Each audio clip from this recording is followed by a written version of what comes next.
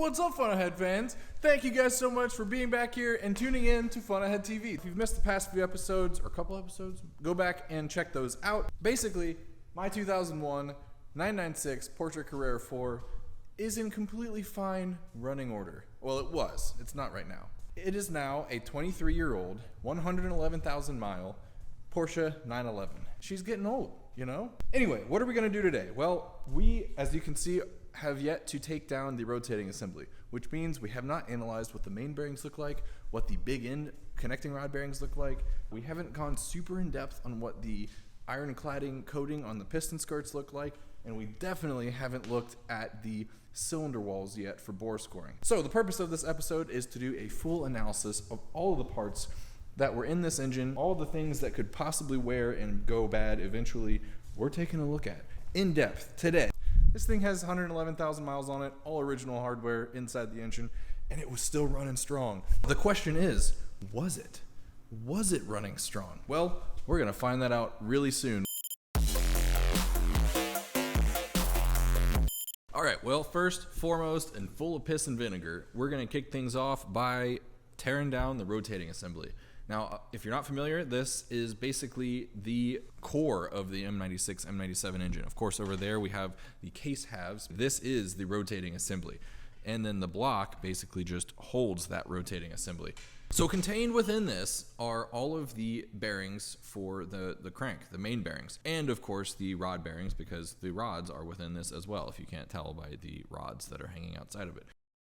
So I am very curious to see what these bearings look like. Let's go ahead and start taking this thing apart.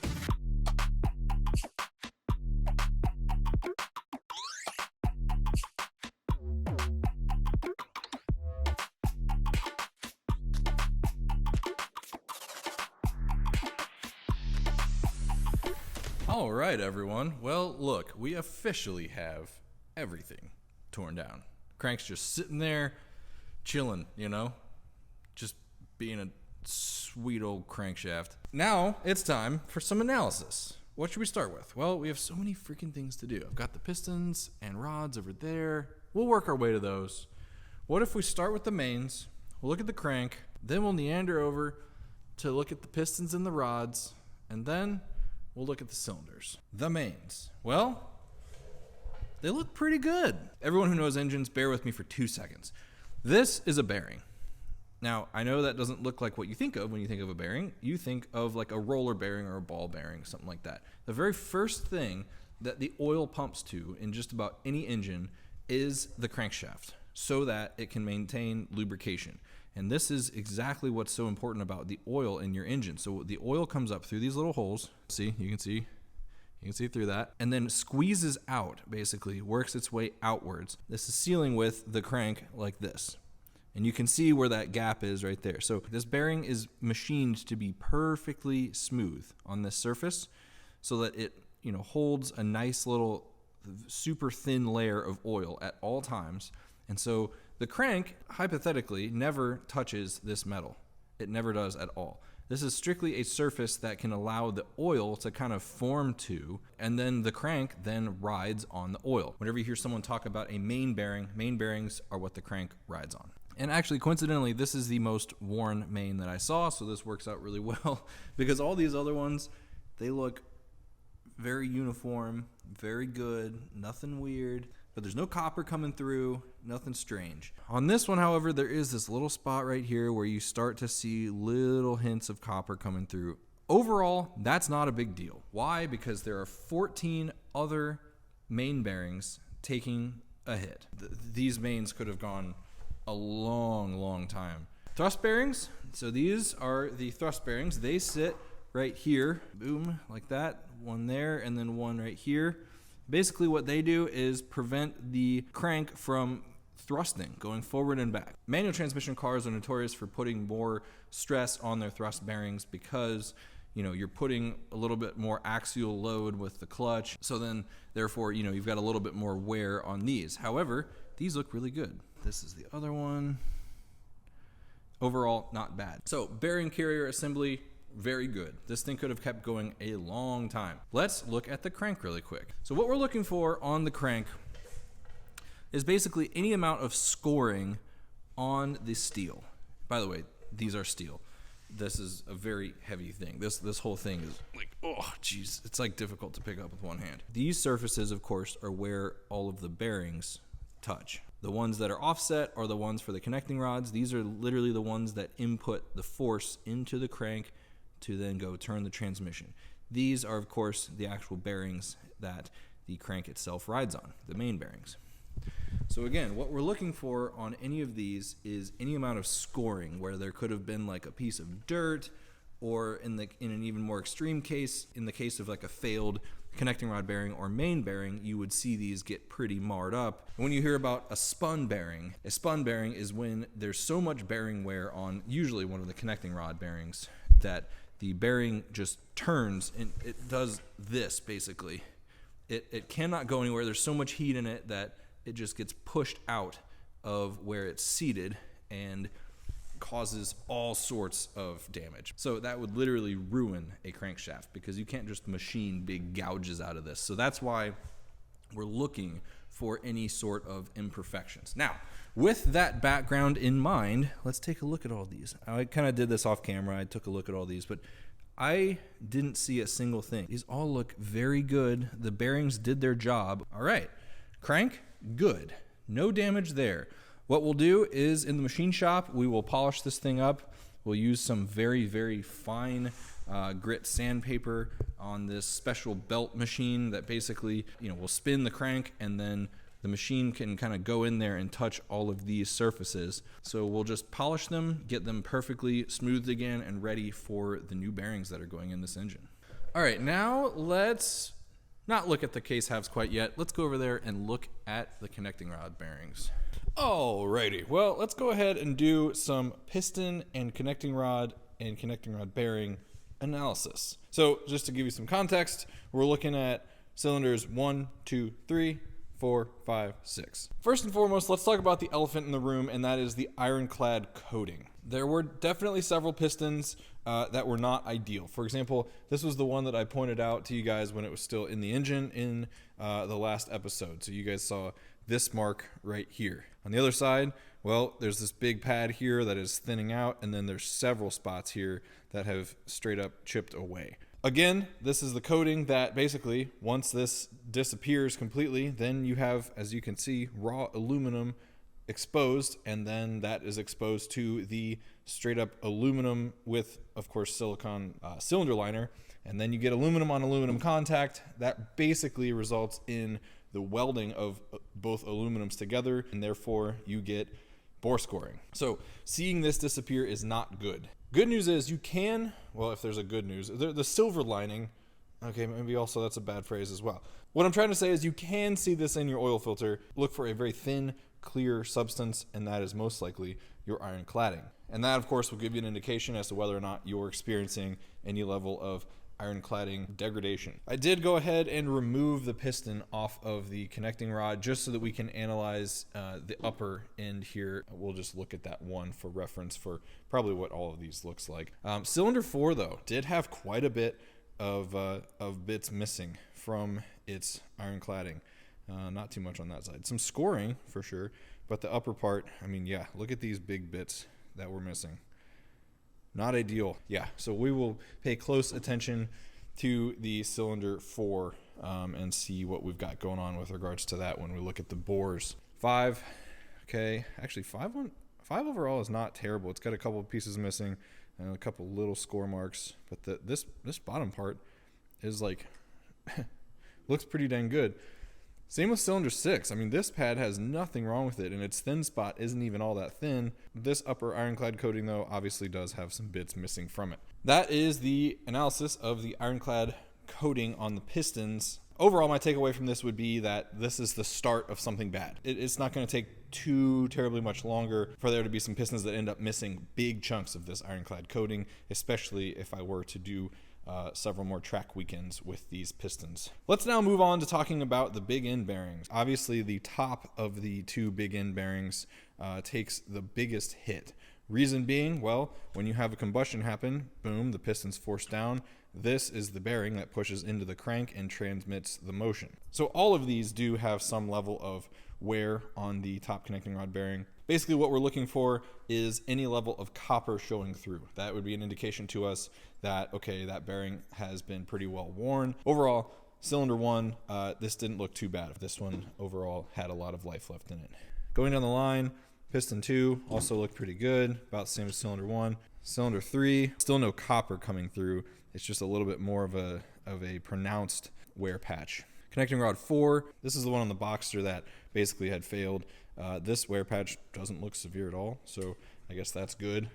I'm going to skip this one real quick because I happen to know that one is the worst, so I'm going to string you guys along real quick. Cylinder 6 obviously had a bigger wear patch. Still no copper coming through. Overall, this definitely had life left in it, but yeah, this is definitely more of a pronounced wear patch for sure. Let's look at cylinder 5, which happened to be the worst of all of them. So as you can see, the wear patch on this one is about as big as the one on cylinder 6. However, we do see some copper coming through. What's strange about this is I was seeing no copper, or at least not any concerning numbers of copper in my oil analysis reports. So that leads me to believe that, you know, it wasn't shedding the copper, it had just kind of gotten to it. So my guess is over the next, you know, several oil changes, I would have started to see more and more copper as a result of this. Definitely had some life in it, and I wouldn't consider this to be failed quite yet, but regardless, as with everything else, it's good that we're doing this now. One kind of key thing I did notice about the bearings, by the way, while we're analyzing them, they don't have a whole lot of spring tension left in them. As in, you know, when you go to place the bearing into the actual connecting rod on either side, they should have a lot of spring tension pushing out, and so that they nicely seat down and into the connecting rod or the cap. Well, in the case of these, I think they're just old, and they've been held in that position for so long that I think they've lost a lot of their spring tension. A few of these, I'm not sure which ones, more or less just fell out when I was, you know, taking the connecting rods off the crank. And then again, like I said, we'll look at this really quick, where the wrist pin goes through. I mean, this whole area here, no weird marks or anything. And in fact, you can still kind of see like the cross hatching. Again, with the wrist pin, yeah, nothing weird. There's a little like visible mark here, but there's nothing on the surface. It's just like a dark mark for some reason. I don't know why that's there. Either way, these would be perfectly fine to reuse, but we are not going to, and we'll talk about that more later. Okay, well, moving on from pistons, hopefully we covered that pretty well. If not, drop a comment down below. Let me know if you have any further questions with regards to what we saw here. We already talked about these in the last video, the IMS timing chain tensioner guide. This obviously was super bad, super pitted. Get pitted, so pitted. So that's toast. Ah! Here's my intermediate shaft bearing. This is the IMS retrofit bearing from LN Engineering. This has been in my car for almost 20,000 miles now, and it is in perfect condition. There's no play in this thing whatsoever. I will continue to run this. It is far from reaching the end of its service life. Alrighty, well, we're back in the workshop portion of the shop right now. One last thing I wanted to analyze before we go look at the cylinders are the cylinder heads. So I want to take the valves out. We're going to go ahead and look at the valve seats, make sure those all look really good. Look at the valve guides, make sure there's not excessive play. There's a lot to look at here, of course, so I'll make it quick, but it's definitely something that is very important with regards to your engine, obviously. So let's get into that. Okay, here is our Bank 1 cylinder head. Obviously, this is the underside. I have not taken anything apart yet. In fact, the head gasket is still stuck to it, as you can see. So right off the bat, head gasket, nothing weird.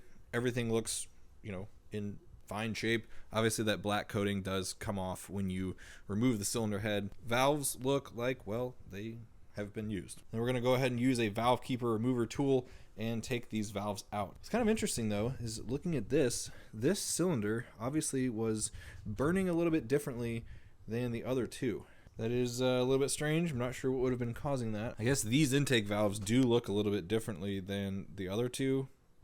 Just kind of this coating that kind of built up on the other two isn't there, but the exhaust valves look the same. Anyway, let's move on and start tearing down this cylinder head.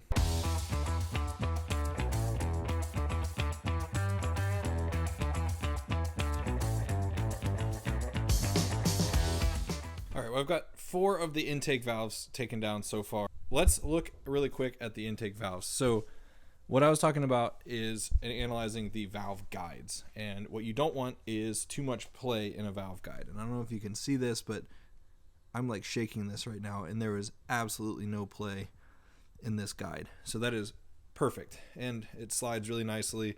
That's exactly what we want. So I think we can safely say that these guides, and I mean, they're all the same. They all feel amazing. So the valve guides, at least on the intake side, hopefully the cylinder is the same way, can be reused. When you look at the valves themselves, well, they've got, you know, a little bit of carbon on them, not too bad, and you know, the valve, like where it mates up with the seat, looks really good as well. So at least right off the bat, the intake valves look pretty dang good. Same here with this one. See, seat looks nice, boom, valve seat looks good, not too much carbon, a little bit. This one has a little bit more, actually, this cylinder. This one's got some build-up on it. All right, well, I'm going to keep chugging through this cylinder head. I will stop the time lapse if I notice anything super exciting and cool.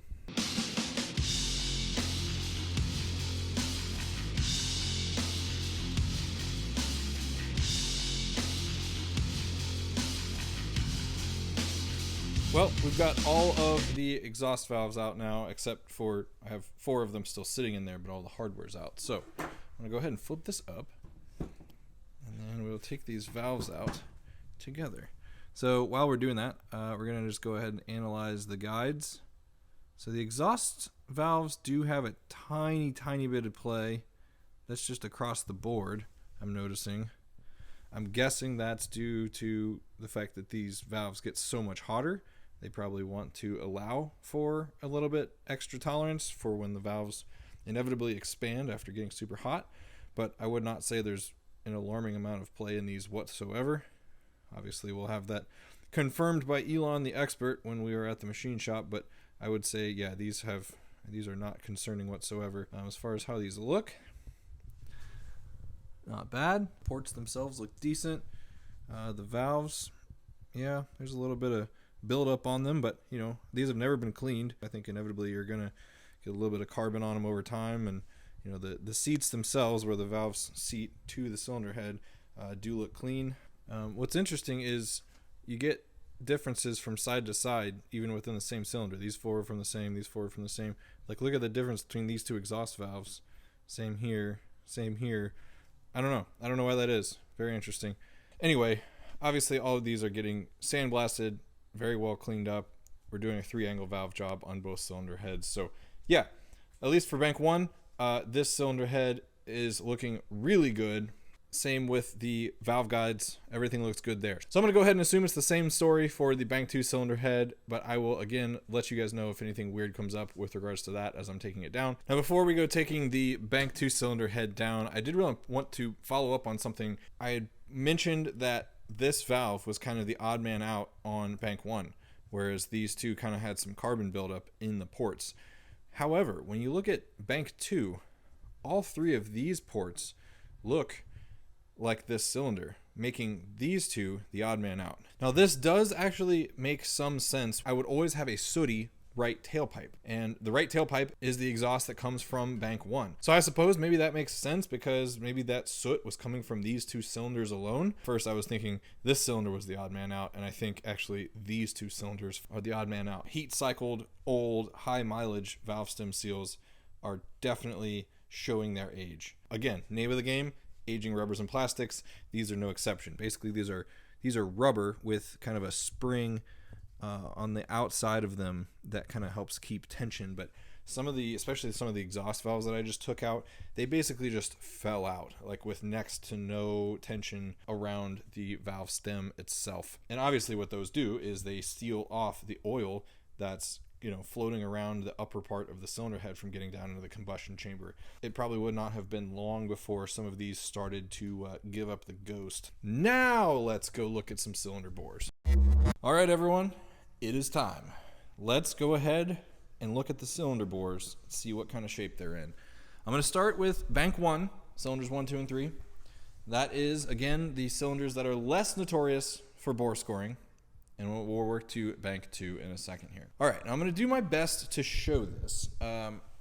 Locasil, unfortunately, is a very reflective material, so getting it on camera is very tough. Even right now, like this glare, that's like literally just the reflection of my car. Cylinder 1, basically perfect. There are a couple tiny little marks. I don't even know if I can catch on camera. Yeah, you can kind of see it right there. I think a hone would have taken this out. You can hone it in a very specific way. Basically, you take an abrasive paste and some felt pads and run that many times along the cylinder surface, and it kind of just texturizes it a little bit. It just makes it kind of a dull finish. Cylinder 2, basically the same.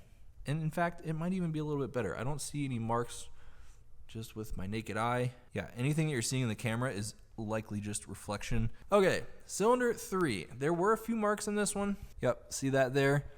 So not bad. Again, I think that would have basically been smoothed over with a hone. Bank 1, good. Had a ton of life left in it. We could have run this thing for years and years and miles to go. Let's go take a look at Bank 2. All right, we're gonna start with cylinder 4. So, cylinder 4. You can see some etching, and there was basically something that went all the way up here, like a minor score mark.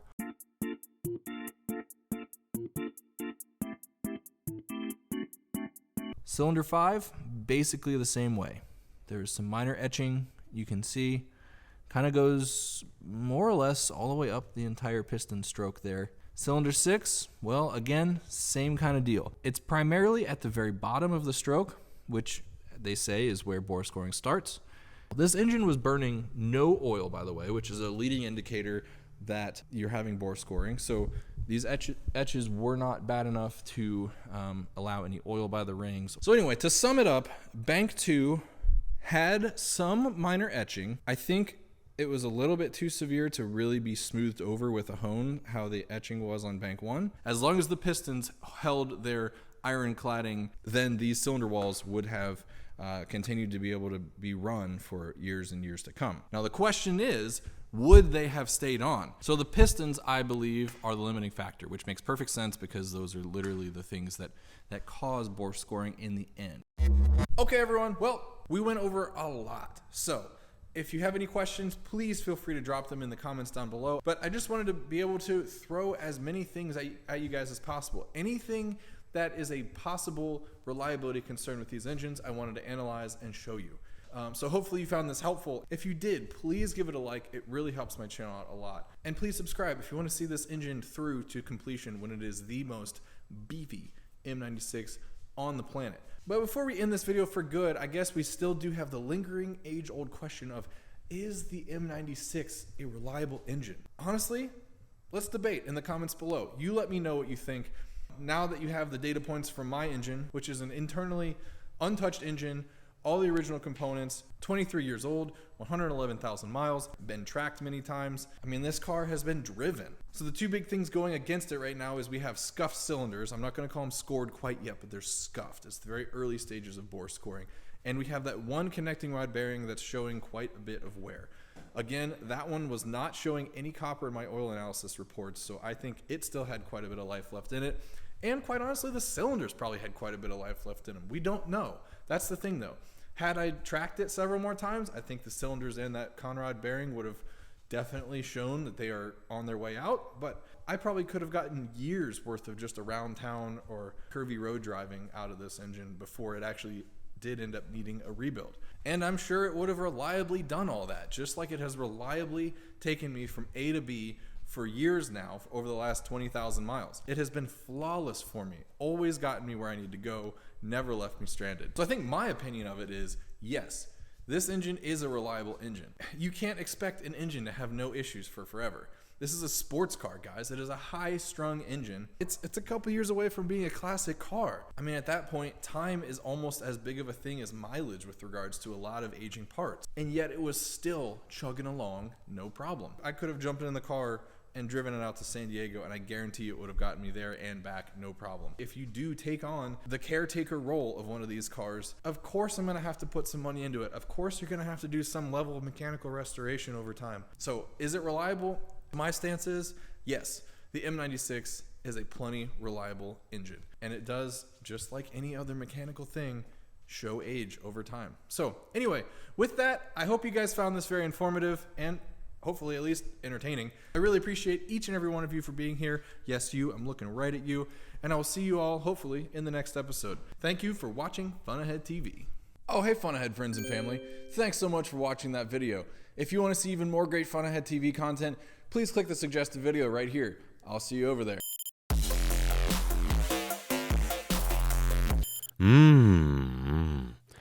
Oh la la. What?